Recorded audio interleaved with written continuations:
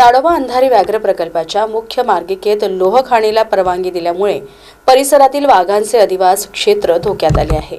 ही बाब मुंबई उच्च न्यायालयाच्या नागपूर खंडपीठाने गांभीर्याने घेत सोमवारी स्वतःहून जनहित याचिका दाखल करण्याचे निर्देश दिले।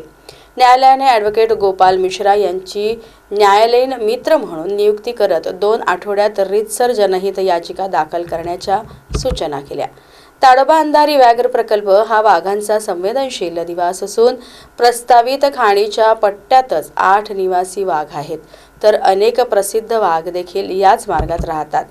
राज्य वन्यजीव मंडळाच्या 6 जानेवारीला झालेल्या बैठकीत तज्ञ सदस्यांचा विरोध डावलून मंडळाचे अध्यक्ष मुख्यमंत्री देवेंद्र फडणवीस यांनी या खाणीला हिरवा कंदील दाखवला।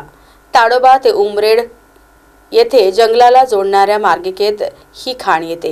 ही खाण घोडाझरी अभयारण्यालगतच आहे। 7 वर्षापासून हा प्रस्ताव मंडळाच्या बैठकीत आल्यानंतर प्रत्येक वेळी तो नाकारण्यात आला। तज्ञांच्या समितीनेही ही खाण जंगलात होऊ नये असाच अहवाल दिला, मात्र त्यानंतरही या खाणीला मंजुरी देण्यात आली।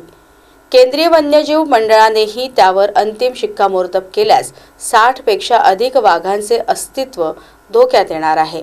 वाघांना आश्रय देणारे शेलझरी, साजा, बीजा, हेदू, भिर्रा आणि निर्मळाची झाडे आहेत, मात्र या प्रकल्पामुळे सुमारे 18,000हून अधिक झाडे तोडली जाणार आहेत। ही खाण झाली तर वाघांचा अधिवास नष्ट होईल, पण त्याबरोबरच वाघांचे एका जंगलातून दुसऱ्या जंगलात जाण्याचे मार्ग देखील बंद होतील। त्यामुळे सोमवारी हायकोर्टाने दखल घेत स्वतःहून जनहित याचिका दाखल करण्याचा निर्णय घेतला।